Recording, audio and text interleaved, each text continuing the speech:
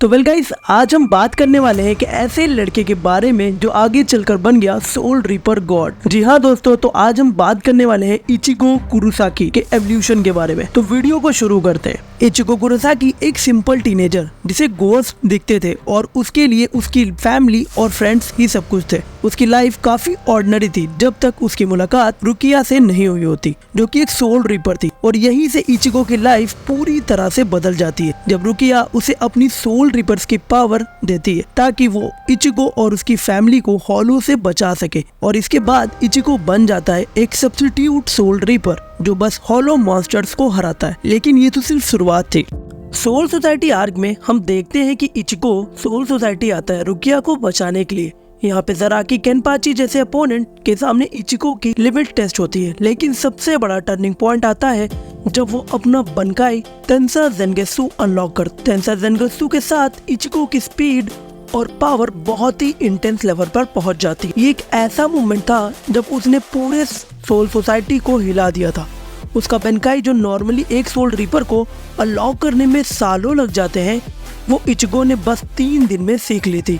लेकिन ये सिर्फ स्टार्टिंग थी। इचिगो के अंदर एक और पावर थी, उसका हॉलो फॉर्म। जब उसका डार्क साइड सामने आता है, इनिशियली उसे लगता है कि ये एक कर्स है, लेकिन बाद में ये हॉलो पावर उसकी सबसे बड़ी स्ट्रेंथ बन जाती है। इस हॉलो पावर के साथ इचिगो ने अपना विज़र्ड फॉर्म अनलॉक किया, एक हाइब्रिड फॉर्म जिसमें उसकी सोल रीपर और हॉलो पावर्स का डेडली कॉम्बिनेशन था। और इचिगो की हॉलो फॉर्म की सबसे ज्यादा टेरिफाइंग फॉर्म देखने को मिलता है उल्किओरा के अगेंस्ट, जब इचिगो अपने फ्रेंड को बचाने के लिए प्योर हॉलो वास्तुलोडे फॉर्म में ट्रांसफॉर्म हो जाता है। इस जगह पे हमें इचिगो की 2 डार्क साइड दिखाई देती है जो उसके पहले कभी नहीं दिखाई दी थी।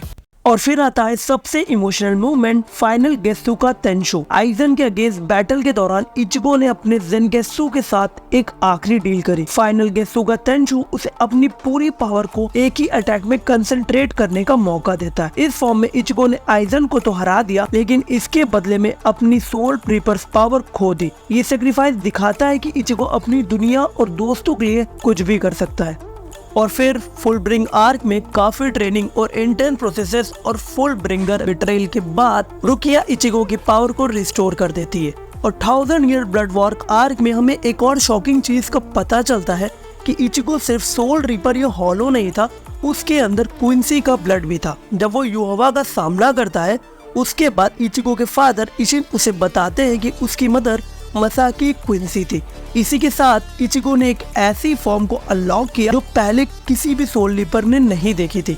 उसका रियसु अब ट्रिपल हाइब्रिड फॉर्म में था, सोल रीपर, हॉलो और क्विंसी। और सबसे इम्पोर्टेंट पार्ट आता है जब इचिगो अपने फुल पोटेंशियल को अनलॉक करने के लिए स्क्वाड 0 के साथ ट्रेनिंग करता है रॉयल पैलेस में। युहवा के अगेंस्ट बैटल में इचिगो अपना ट्रू बनकाई ट्रू तेंसा ज़ेनगेत्सु को रिवील करता है। ये फॉर्म इचिगो की ट्रू पावर को दिखाता है, जो उसके ह्यूमन सिनेगामी, हॉलो और क्विंसी हेरिटेज का परफेक्ट एमलगेमेशन था।